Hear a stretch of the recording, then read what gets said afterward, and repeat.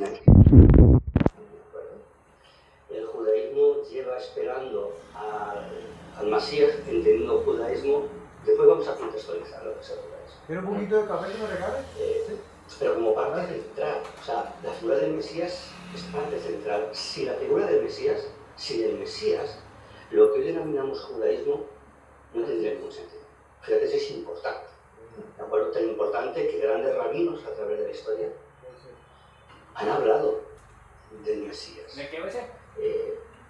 Las comunidades judías tienen una serie de principios de fe, ¿no? O sea, esos principios de fe los escribió Maimónides en el siglo II, un rabino cordobés. El Rambam, se le conoce, es un acróstico o acrónimo de Rabbi Moshe ben Maimón.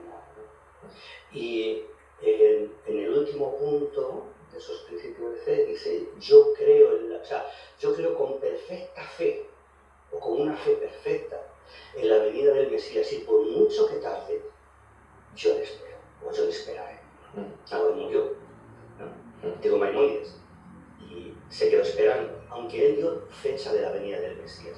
Eso es algo que la gente del contexto judío ortodoxo no sabe, que Maimónides dio una fecha de la venida del Mesías.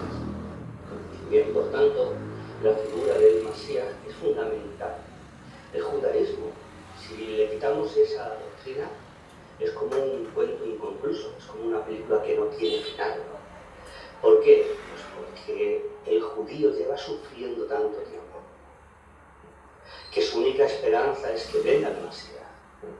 O sea, no hay un judaísmo que no sea mesiánico. El judío ortodoxo, el judío reformado, todos creen, bueno, con algún matiz, alguna corriente, más que en un Mesías, en una era mesiánica, una era idílica, donde todos seamos amorosos y vivamos en un mundo mejor y tal, ¿no? Pero la inmensa mayoría de las corrientes judías creen en la figura del Mesías. El gran problema, o la gran diferencia, es que unos creen, en mi caso, que ha venido por una serie de pruebas, y otros que no ha venido por una serie de prejuicios. Esa es la cuestión, ¿no? Pero indudablemente la figura del Mesías es fundamental dentro de cualquier corriente judía, ¿vale? Por eso hay muchos rabinos de cualquier corriente que dicen: todos los judíos somos mesiánicos porque todos esperamos al Mesías. Pues bueno, como referencia a esos puntos de fe de Maimónides, ¿no? En tu caso, ¿por qué crees que el Mesías es Jesús? Bien. Bueno, ya dije en la entrevista anterior que había escrito un libro. Me falta la última corrección y llamar a la editora y decir: mira, tengo esto, edítamelo. A mí nadie me edita el libro, pero los editores son. O sea, yo los pago. Bien. Son tantas las pruebas y los documentos que cuando los analizas sin prejuicio no te queda más remedio, ¿vale? Me voy a adelantar, o sea, un poco, me voy a adelantar, pero quiero decir eso para que se me olvide porque me parece que es importante. A mí en una ocasión, alguien muy importante de la comunidad judía de Madrid, hablando de judaísmo ortodoxo, me dijo: quiero conocerte, quiero que me cuentes quién eres, quién es la comunidad que tú diriges, qué hacéis. Entonces yo quedé con esta persona. Esto es real, ¿eh? O sea, yo lo que digo es real. Y entonces quedé con esa persona, le expliqué quiénes éramos, quién era yo, tal. Y después de hablando como una hora, me dijo: yo no tendría ningún problema en reconocer que Jesús es el Mesías de Israel. Dice: pero no es una cuestión que me competa a mí. Yo no soy quien para decir públicamente que Jesús es el Mesías, que Jesús es el Mesías, ¿no? ¿Por qué digo esto? Pues porque hay muchos que creen en esto, pero no se atreven por miedo a todo el gran mundo religioso que hay dentro del judaísmo. Bien, ¿por qué yo creo que Jesús es el Mesías? Bueno, mejor tendríamos que quizás enfocarlo al revés. ¿Por qué el mundo judío actual, el oficial, el tradicional, no cree que Yeshua o que Jesús sea el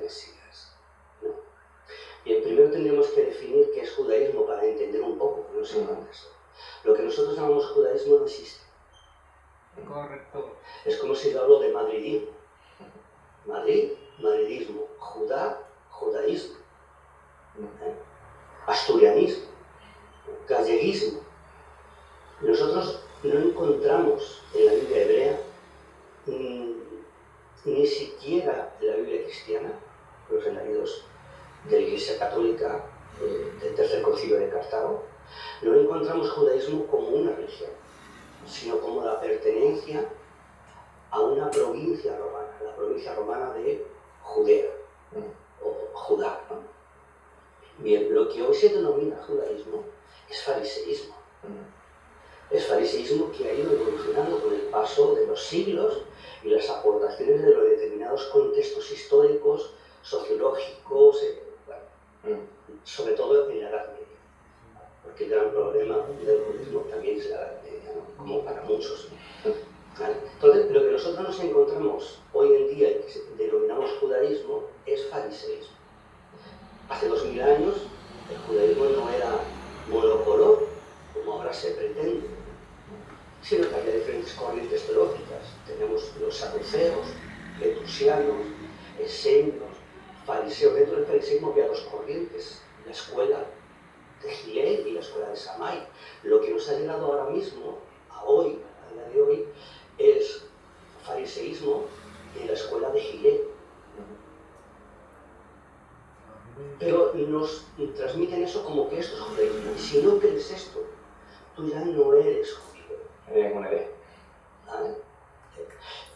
Es un poco como la Iglesia Católica en los años 50. El catolicismo español o el nacionalcatolicismo, ¿no? Que Franco decía, por ejemplo, ¿no? O sea, el español es católico, el que no es católico no es español. Pero lo encontramos igual, ¿no? O sea, el judío es talmudista, es fariseo. El Talmud es la recopilación de la doctrina del fariseísmo. Si no crees en el Talmud, si no crees lo que te enseño, tú no eres judío. También lo tenemos en España. El catalán es el que habla en catalán. Si no hablas en catalán, ya no eres catalán. O sea, intentamos o intentan siempre encasillarnos, ¿de acuerdo? Para que si no crees lo mismo que yo, si no hablas como yo, si no practicas como yo, tú ya no eres. No, perdona. Yo me he convertido al Eterno.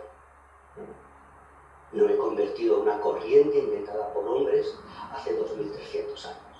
Yo creo que nadie nace judío, cristiano, Claro, católico. claro. Nace pues, del lugar de donde nace. Tenemos ejemplos de niños que nacieron judíos y en la Shoah, en el Holocausto, fueron dados a familias para que los protegiesen y fueron educados como católicos y hoy en día no saben quiénes eran sus padres. Hay una historia famosa en Polonia de una mujer que escondía a los niños, que las actas las escondió en una lata, en la tierra, en un jardín, y por eso se supieron quiénes eran los niños, pero bueno, son historias esas que hay tantas y tantas, ¿no? Entonces, ¿por qué yo creo que Yeshua es el Mesías?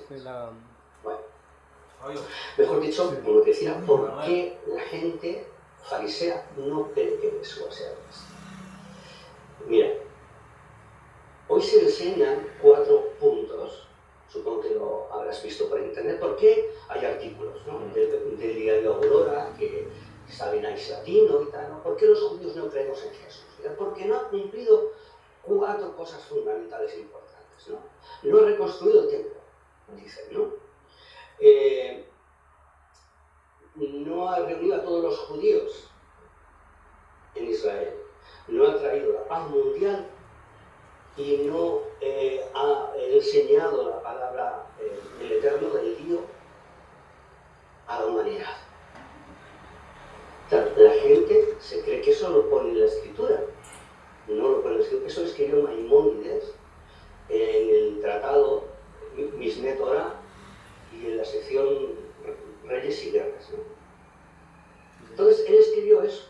Y como el judaísmo de hoy en día tiene a Maimónides como si casi fuese Mosé, Maimónides, Rashi, bueno, pues son referentes teológicos para el judaísmo fariseo actual. Estamos hablando de un documento de la Edad Media, ¿de acuerdo? 1000 años después de la asistencia de Claro, vale. Entonces, claro, si yo me quedase en Maimónides, si nos quedásemos en Maimónides, ¿qué ocurre con todo lo que se escribió anteriormente? Porque oficialmente el Talmud es Torah oral. Claro, pero Maimónides no escribió el Talmud. Maimónides era un talmudista, un hombre como otro cualquiera, que cometió errores como otro cualquiera. Se ha dicho al principio que Maimónides dio la fecha de la venida del Mesías. Es más, casi un contemporáneo de él, Abraham Abulafia, dijo: yo soy el Mesías. Contemporáneo con el que escribió el Zohar, la Biblia de los cabalistas. Hemos tenido más de 10 personas dentro del judaísmo tradicional que se han definido como Mesías o les han reconocido como Mesías. ¿Vale?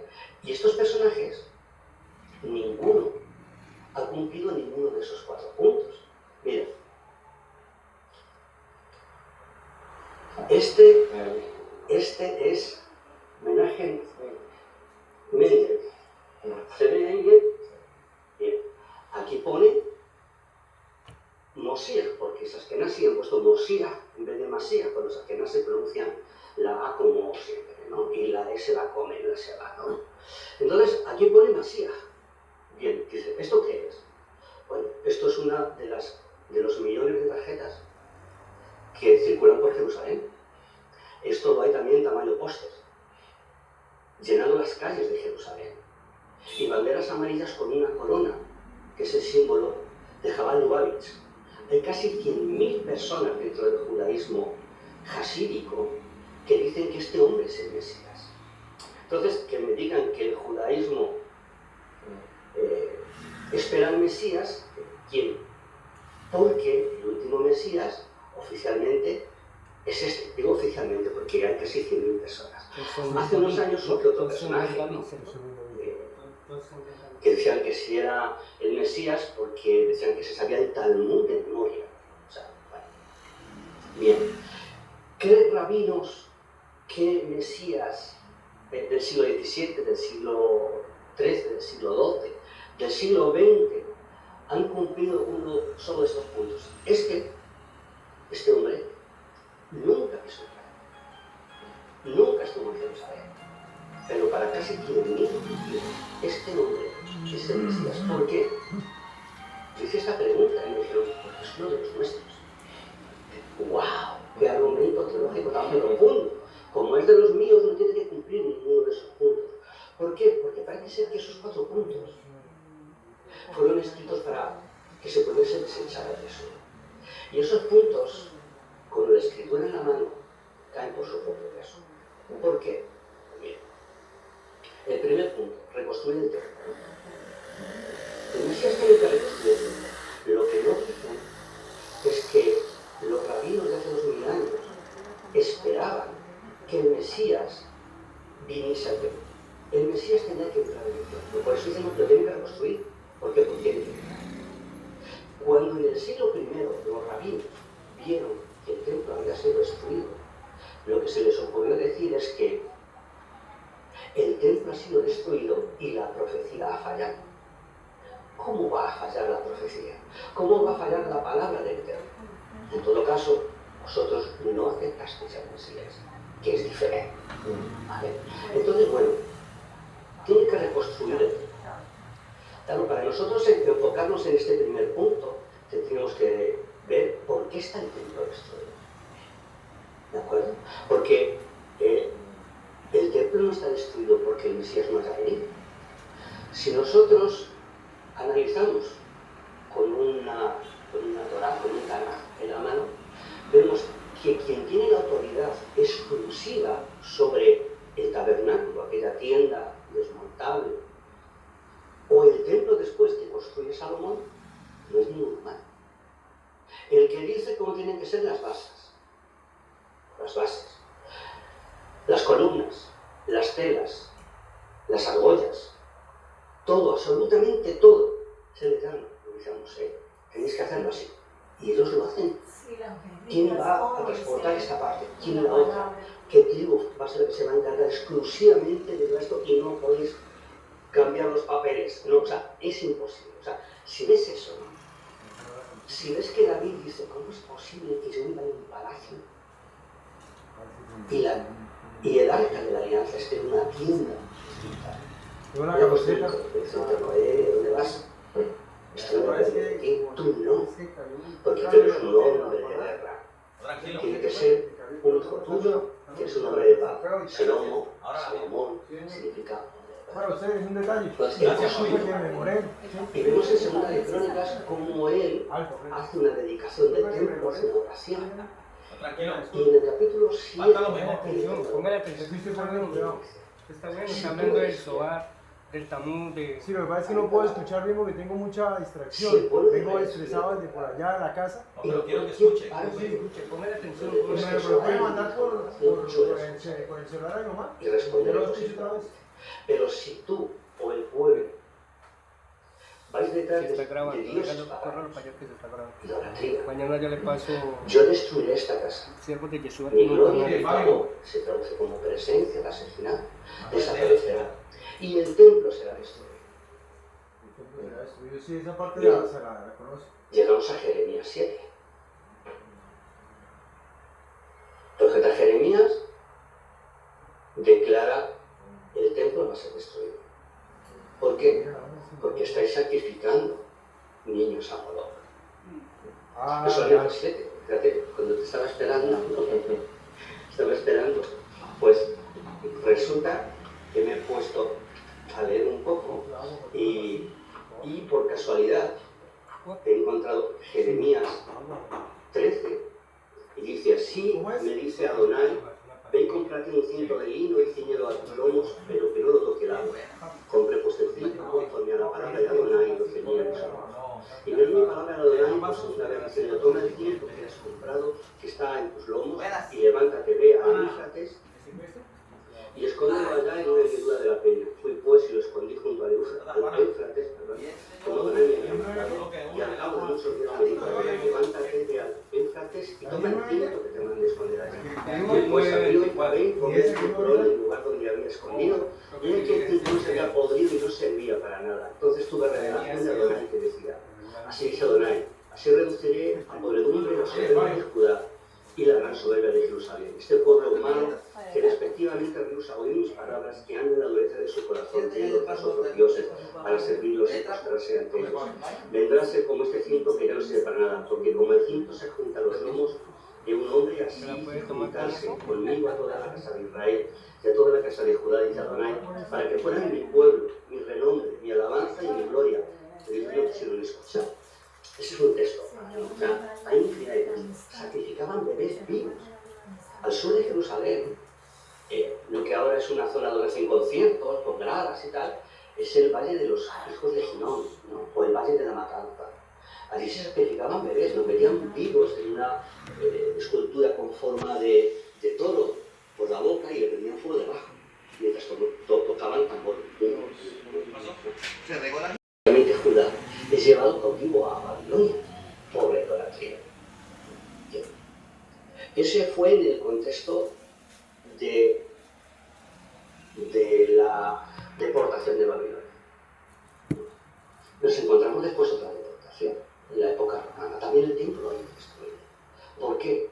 Por lo mismo. Que no, hombre, que no había idolatría. ¿Cómo que no había idolatría? A día de hoy hay idolatría en el judaísmo. Porque no se puede sacrificar un animal que el Eterno no haya mandado. Y mucho menos sacrificarlo fuera de Jerusalén, del templo. Hoy en día todos los años se sacrifican cientos o miles de gallinas y gallos. Es notorio, son noticias que hay. El ayuntamiento de Nueva York pues tiene siempre problemas con la cantidad de miles de gallinas y gallos y la sangre derramada por las calles de Brooklyn. ¿Por qué? Porque el día antes de Yom Kippur se sacrifican gallinas y gallos. Se le meten en tubos en medio de la calle, tienen unas baterías Se quitan la cabeza y se echan la la batería sangre de los encima. misiles rusos, de los Katyusha, ¿no? Y son tubos de PVC. Un Entonces, ritual el que día, hacen ahorita. todos en batería y les cortan la cabeza y los meten para abajo para que salgan. Ah, sí, yo he escuchado sobre Eso es idolatría. ¿Qué tiene que ver eso con la Torah? Entonces, lo que se conoce como judaísmo hoy en día es idolátrico.